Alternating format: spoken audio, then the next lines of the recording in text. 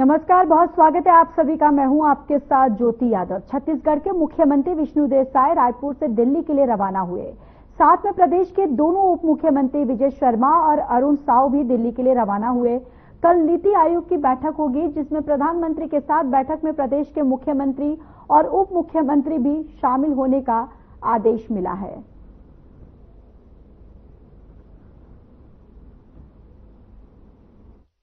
नीति आयोग का बैठक है और हम नीति आयोग का बैठक अटेंड करने जा रहे हैं। कल देश के यशस्वी प्रधानमंत्री श्री नरेंद्र मोदी जी की अध्यक्षता में नीति आयोग का बैठक है और हम नीति आयोग का बैठक अटेंड करने जा रहे हैं। कल देश के यशस्वी प्रधानमंत्री श्री नरेंद्र मोदी जी की अध्यक्षता में नीति आयोग का बैठक है।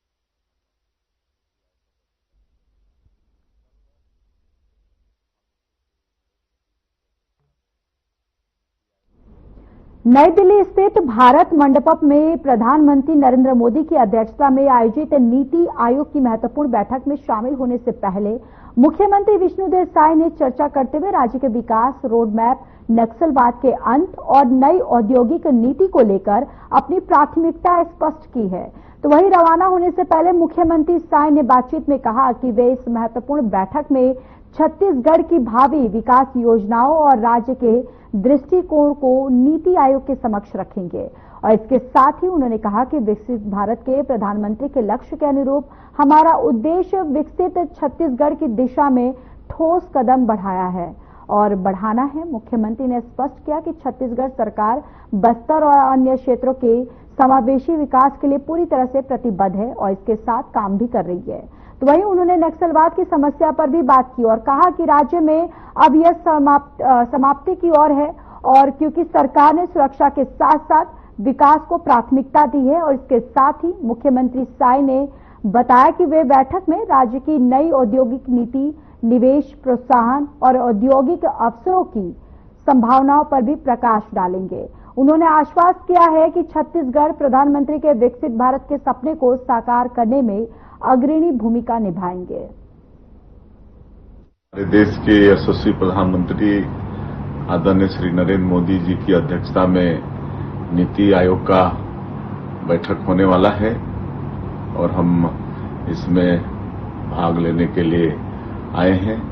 और इस बैठक में जैसे माननीय प्रधानमंत्री जी ने 2047 तक विकसित भारत की कल्पना की है, तो हम लोग भी विकसित छत्तीसगढ़ के लिए एक विजन डॉक्यूमेंट तैयार किए हैं, जिसको नीति आयोग में रखेंगे और नया इंडस्ट्रियल पॉलिसी भी लाए हैं और जिसके कारण 1.5 साल में 4.5 लाख करोड़ से ज्यादा के निवेश के प्रस्ताव प्राप्त हुए हैं। तो इससे हमारे प्रदेश में निवेश भी आएगा, रोजगार भी हमारे वहां के लोगों को मिलने वाला है और छत्तीसगढ़ का विकास भी होगा। बस्तर जो जनजातीय बाहुल क्षेत्र है, नक्सलवाद के कारण वर्षों से वहां का विकास रुका हुआ है, लेकिन जिस तरह से माननीय प्रधानमंत्री जी और माननीय गृह मंत्री जी का संकल्प है 31 मार्च 2026 तक नक्सलवाद को समाप्त करने का, और जिस तरह से हमारे जवान नक्सलवाद के साथ लड़ रहे हैं, मुझे पूरा भरोसा है कि 31 मार्च 2026 तक बस्तर क्षेत्र से भी नक्सलवाद समाप्त होगा। तो उस क्षेत्र को विकास की दृष्टि में काफी आगे बढ़ाना है। वहां पर पर्यटन की अपार संभावना है और पर्यटन को हम लोगों ने नई उद्योग नीति में उद्योग का दर्जा दिया है और वहां पर फॉरेस्ट प्रोड्यूस भी सैकड़ों तरह के हैं। तो फॉरेस्ट प्रोड्यूस का वैल्यू एडिशन करके वहां के लोगों को आर्थिक रूप से सशक्त करने का काम करेंगे। कृषि की भी वहां पर अपार संभावना है, वहां की मिट्टी उर्वरा शक्ति से भरपूर है, मेहनतकश किसान हैं। हम लोग वहां पर खेतों में पानी पहुंचाएंगे और कृषि को आगे बढ़ाएंगे। एक होम स्टे पर्यटन के क्षेत्र में है, उसको भी हम लोग नई उद्योग नीति के माध्यम से आगे बढ़ाएंगे, उसमें भी लोगों को। खबर बिलासपुर से है, जहां कलेक्टर की अध्यक्षता में रोड क्रॉस और रेड क्रॉस प्रबंधन समिति की बैठक का आयोजन किया गया। प्रबंधन समिति की इस बैठक में कई महत्वपूर्ण निर्णय लिए गए और कलेक्टर संजय अग्रवाल की अध्यक्षता में प्रथम बैठक होने के कारण सभी सदस्यों ने कलेक्टर का स्वागत और अभिनंदन किया।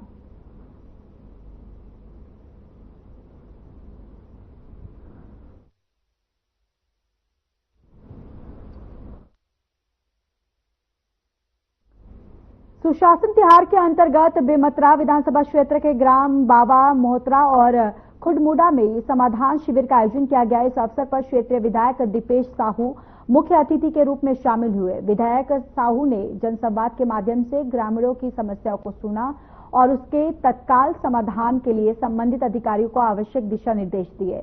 विधायक साहू ने शिविर में विभिन्न विभागों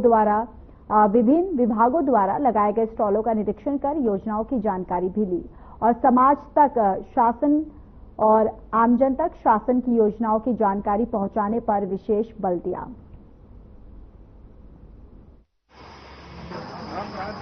माननीय विष्णुदेव साय जी की सोच है, हमारा विकसित भारत, माननीय मोदी जी की जिन सोच है कि हमारा छत्तीसगढ़ आगे बढ़ना चाहिए। तो छत्तीसगढ़ कैसे आगे बढ़ी, जब ये गांव आगे बढ़ी हमारे गांव में। और आप जन इतना जागरूकता परिचय दो काबर की महुआ लगातार इस सुशासन दिवस में हर गांव पहुंचे प्रयास करता हूं, लेकिन अत्यधिक संख्या में भीड़ कोनो जगह नहीं दिखे हो। ये पाए कि आप जम्मू जिला में नमन करता हूं, प्रणाम करता हूं भैया हूं आपके जागरूकता ला। और आप मन जागरूक हो तब ये जाकर के शासन प्रशासन जागरूक हो काम करें। लेकिन फिर भी धन्यवाद देते हम यहाँ के जम्मू अधिकारी कर्मचारी ला, जिन सुबह 10 बजे से यहाँ पहुंचे हैं और जैन अधिकारी अच्छा काम कर रहे हो, कल भी ताली बजा के बोला धन्यवाद ज्ञापित करो।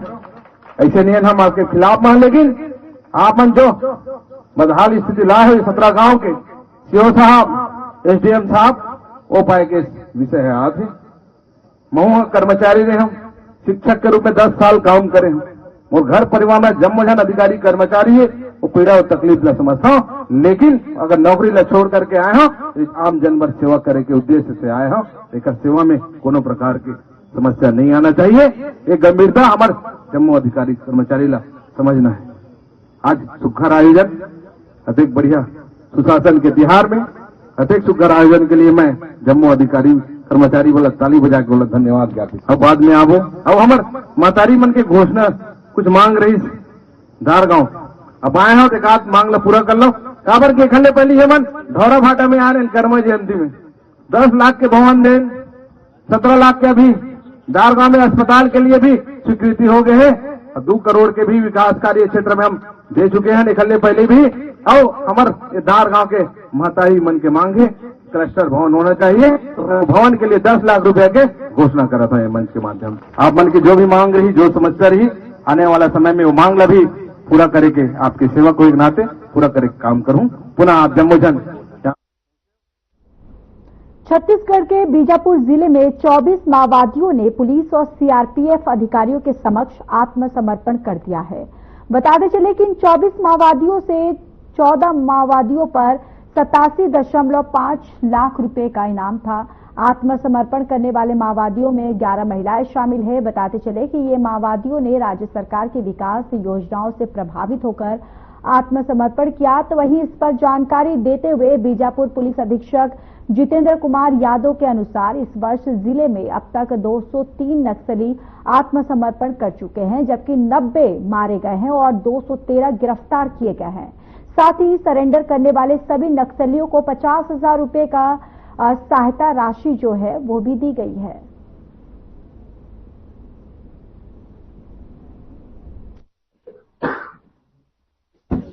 जिला बल, पीआरजी, कोबरा और सभी जितने बल यहाँ काम करते हैं उनके संयुक्त प्रयासों से, जितने भी कैंप हैं, थाने हैं, सभी के संयुक्त प्रयासों से आज 24 हार्डकोर माओवादियों का सरेंडर हो रहा है, जिसमें प्रमुखता से जो कंप्लेंट नंबर 2 है उसके डिप्टी कमांडर जो कि सीआईपीसी भी हैं राकेश, उसका सरेंडर हो रहा है।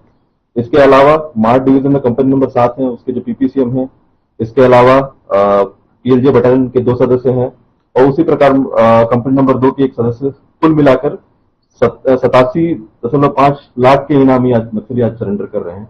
ये सभी जो सरेंडर है लगातार जो नक्सल विरोधी अभियान चल रहे हैं सभी के द्वारा इसके अलावा जो कैंप्स में अंदरूनी इलाकों में जो काम चल रहा है और जो नियत दंडानार की तरह जो डेवलपमेंट चल रहा है, उसको देखते हुए सभी हमारे सामने आत्मसमर्पित किए गए हैं, आत्मसमर्पित हुए हैं। और इनको आत्मसमर्पण के पश्चात इनको जो 50,000 का जो इनिशियल जो राशि होता है वो प्रदान किया जाएगा और साथ में ही इनको फिर ट्रेनिंग के लिए एनरोल करके फिर ट्रेनिंग हम कराएंगे। छत्तीसगढ़ के मुख्यमंत्री विष्णुदेव साय ने शहीद जवान महलू को श्रद्धांजलि दी है और इस अवसर पर गृहमंत्री विजय शर्मा, विधायक मोतीलाल साहू, रायपुर उत्तर विधायक पुरंदर मिश्रा सहित अन्य गणमान्य व्यक्ति भी मौजूद थे। मुख्यमंत्री ने शहीद जवान के प्रति सम्मान और संवेदना व्यक्त की है। 22 मई को बीजापुर के उसूर क्षेत्र में गुजरात के रहने वाले श्री मेहुल भाई नंदलाल सोलंकी माओवादियों के साथ मुकाबला करते हुए वीरगति को प्राप्त हुए। उन्होंने अपना अदम्य साहस का परिचय दिया। हम उनके शहादत को नमन करते हैं और प्रभु से प्रार्थना है कि उनकी आत्मा को शांति प्रदान करें और उनके शोक संतप्त परिवार को इस गहन शोक को सहने की शक्ति प्रदान करें। सोलंकी मेहुल भाई नंदलाल जी का शहादत व्यर्थ नहीं जाएगा। उन्होंने राष्ट्र सेवा में अपना बलिदानी दी है।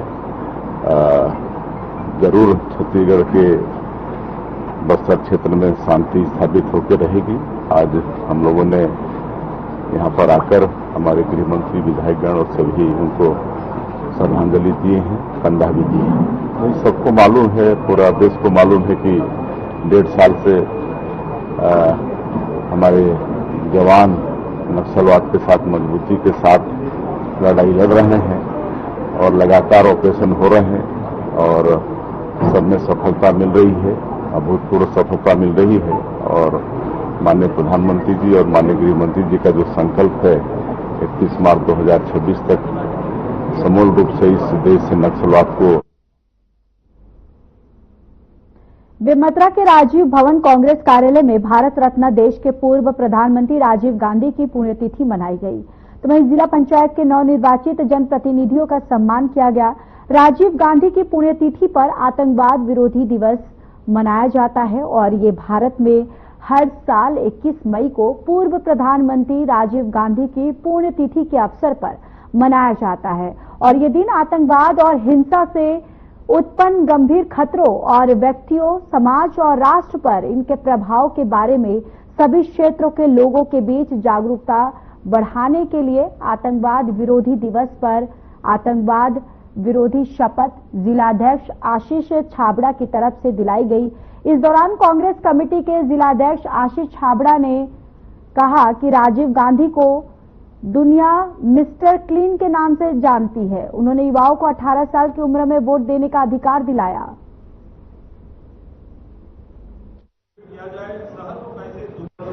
भारत देश के पूर्व प्रधानमंत्री भारत रत्न स्वर्गीय श्री राजीव जी का शहादत दिवस का कार्यक्रम है। आतंकवादी विरोधी दिवस के रूप में कांग्रेस जन इसको मना रहे हैं और साथ ही साथ चूंकि त्रिस्तरीय पंचायती राज की परिकल्पना स्वर्गीय राजीव गांधी जी ने की थी, उनकी देन थी। तो आज जिला कांग्रेस कमेटी के माध्यम से जो त्रिस्तरीय हमारे पंचायती राज के जनप्रतिनिधि हैं जो चुन के आए हैं जनपद सदस्य, जिला पंचायत सदस्य, उनका एक छोटा सा सम्मान का भी कार्यक्रम यहाँ राजीव भवन बेमेतरा में रखा गया था, जिसमें आदरणीय हमारे गुरदयाल भाई पूर्व संसदीय सचिव उपस्थित थे और पूरे जिले के सभी पदाधिकारी यहाँ उपस्थित रहे। जी, ये तो बड़े ही गर्व की बात है कि भारतीय जनता पार्टी की सरकार होते हुए त्रिस्तरीय पंचायत में हमारे कांग्रेस पार्टी के कार्यकर्ता चुनाव जीतकर आ रहे हैं। तो ये साफ दर्शाता है कि वर्तमान में छत्तीसगढ़ प्रदेश की जनता भारतीय जनता पार्टी के कार्यकाल से और उनकी रीति नीति से खुश नहीं है और कहीं न कहीं प्रताड़ित हैं। इसीलिए कांग्रेस के साथ हैं और आम जनों ने भी कांग्रेस को सहयोग किया और साथ दिया।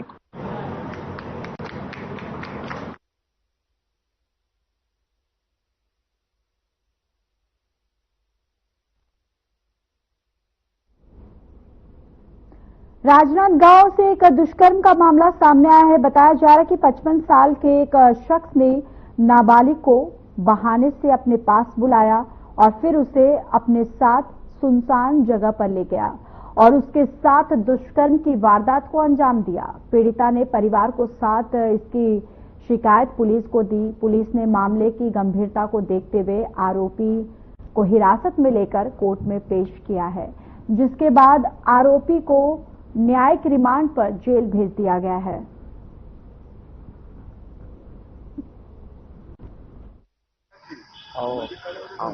सोनी थाना क्षेत्र का मामला है। इसमें एक 52 वर्षीय अधेड़ पुरुष ने एक नाबालिग बच्ची के साथ रेप किया है। इसमें आरोपी को गिरफ्तार करके न्यायिक रिमांड पे भेजा गया है। इसके ऊपर बीएनएस और पॉक्सो की विभिन्न धाराओं के तहत मामला पंजीबद्ध करके इसको न्यायिक रिमांड पर जेल भेजा गया।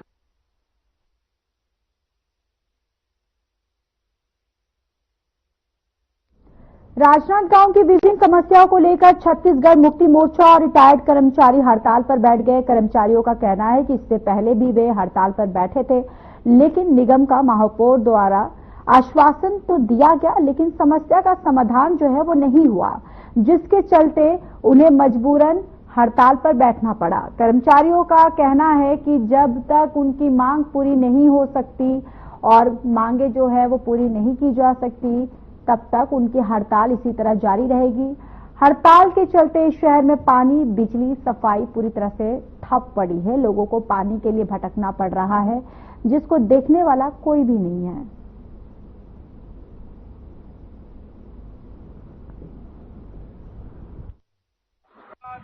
आज अनशन का 5वां दिन है। नगर निगम प्रशासन द्वारा इस अभी तक से मजदूरों के मांगों के संबंध में अभी तक कोई कार्रवाई नहीं किया है। न ही नगर निगम के आला अधिकारियों से भी उन लोगों ने कोई पहल की है। साथ ही नगर में पेयजल की जो समस्या है, तालाब का साफ सफाई भी नहीं हो पा रहा है, जिसके कारण लोगों को निस्तार के लिए बाधा उत्पन्न हो रही है। तो इसके नगर निगम और जिला प्रशासन इस पर अभी तक से कोई कार्रवाई नहीं की है। कल रात्रि को एक दुखद घटना भी हुई है। वह घटना यह है कि रात्रि को 9:30 बजे महापौर मधुसूदन यादव, पारस वर्मा अध्यक्ष, यूके राम टेके और देवेंद्र सोनी जी और कुछ कर्मचारी के साथ पंडाल पर आकर आप लोग मेरे परेशान कर रहे हो कहकर धमकी देने लगा। मैं देख लूंगा कहकर। राजनांदगांव के इतिहास में ऐसी घटना कभी नहीं हुई है और वो किस हालत में वह इसको अंजाम दिया है, इससे शायद आप सब लोग पूर्व से ही अवगत होंगे। नारायणपुर के बासिंग में समाधान शिविर का आयोजन किया गया, जिसमें सीएम विष्णुदेव साय ने शिरकत की और लोगों को उनकी समस्याएं भी सुनी। धमकी देना हम लोग का बड़ा सौभाग्य है कि अभी हमारे प्रदेश में सुशासन तिहार चल रहा है। 8 अप्रैल से शुरू हुआ है और 31 मई तक चलने वाला है। और इस सुशासन तिहार में हम लोग पूरे प्रदेश में जा रहे हैं। हम जा रहे हैं, हमारे डिप्टी सीएम भी जा रहे हैं, हमारे मंत्री जी, सभी मंत्री लोग जा रहे हैं। तो भैया मोबाइल बैठ जाइए। विधायक लोग जा रहे हैं ऐसे गाँव वालों से मिलने और उनका दुख सब पूछने कि हम लोग जो आप लोग का सेवा कर रहे हैं वो कहाँ तक आप लोग के गाँव तक पहुँच रहा है। राशन मिल रहा है कि नहीं, गांव में बिजली है कि नहीं, पीने का पानी का व्यवस्था है कि नहीं, महतारी बंधन 1,000 रुपया दे रहे हैं वो सब पहुंच रहा है कि नहीं, आपके स्कूल में गुरुजी लोग आ रहे हैं कि नहीं। तो ये सब पता करने हम लोग घूम रहे हैं। आज हम लोग का सौभाग्य है कि आप लोगों के ये पासिंग गांव में आए, पासिंग गांव है ना ये, और यहाँ सुरक्षा कैंप भी है। तो यहाँ पर आए हैं और पूरे गांववासियों का बहुत बहुत स्वागत, अभिनंदन है। और आंगनबाड़ी के बच्चों का बहुत धन्यवाद। वो लोग हम लोग का स्वागत किए, गुलदस्ता देके, छोटी छोटी हमारी बेटियां, हमारे बेटे लोग। फिर समर कैंप में यहाँ पर अपने हाथ से बना के हम लोग को कोई चीज प्रेजेंट किए। ऐसे समर कैंप में भाग लिए जो हम लोग को प्रेजेंट किए, ऐसे सभी हमारे बेटा बेटी लोग, उनका भी धन्यवाद है बहुत बहुत। और ऐसे दूरस्थ अंचल में भी हमारे बेटा लोग बेटी लोग पढ़ाई में बहुत कमाल कर रहे हैं। 10वीं क्लास में अभी 96% से ऊपर हमारे 2 बेटा लाए हैं और उनको भी बहुत बहुत बधाई है, धन्यवाद है। ऐसे दूरस्थ अंचल में इतना अच्छा पढ़ाई कर रहे हैं और उनके उज्जवल भविष्य की कामना करते हैं। और ये क्षेत्र पूरा नक्सलवाद से ग्रसित है, आप लोग को मालूम है। और हम लोग जब से सरकार में आए हैं तब से इस क्षेत्र में भी शांति बहाल करना चाहते हैं, काहे कि ये पूरा आदिवासी क्षेत्र है, जनजाति क्षेत्र है, बहुत सुंदर ये क्षेत्र है, जंगलों से भरा हुआ है, जलप्रपात है, गुफा है कुटुम्बसर का। लेकिन जैसा विकास होना चाहिए वैसा विकास अभी तक रुका रहा, काहे कि नक्सलवाद का यहाँ पर प्रकोप था। लेकिन अभी दिल्ली में भी, केंद्र में भी हम लोगों की सरकार है, नरेंद्र मोदी जी प्रधानमंत्री हैं, अमित शाह जी गृह मंत्री हैं, और वो सब भी चाहते हैं कि यहाँ पर नक्सलवाद समाप्त हो और यहाँ भी और क्षेत्र में जैसे विकास है वैसे विकास यहाँ भी पहुंचे, उनका भी आशीर्वाद है। और हम लोग यहाँ प्रदेश में सरकार में हैं तो सब मिलके नक्सलवाद के साथ लड़ रहे हैं। और उनको शुरू से हम लोग कहते आए हैं कि भाई आप लोग ये हिंसा छोड़ो, ये गोलीबारी की भाषा छोड़ो, इससे कोई किसी का भला होने वाला नहीं है। और आप लोग विकास की मुख्यधारा से जुड़ो, सरकार के साथ रहो, तो आप सब लोगों का भी भला होगा। तो हम लोग की बात मान के बहुत लोग आ भी रहे हैं, अभी 1300 से ज्यादा लोग आए भी हैं, लेकिन जो भाषा नहीं समझ रहे हैं उनके साथ लड़ भी रहे हैं। और आज हम लोग हमारे जवानों को धन्यवाद भी देने आए हैं। अभी तक का वैसे 1.5 साल में लगातार ऑपरेशन हो रहा है, सफलता हमारे जवानों को मिल रहा है, तो उनके साहस को भी आज नमन करने आए हैं, धन्यवाद देने आए हैं। भारी सफलता। चलिए इस बुलेटिन में इतना ही। नमस्कार।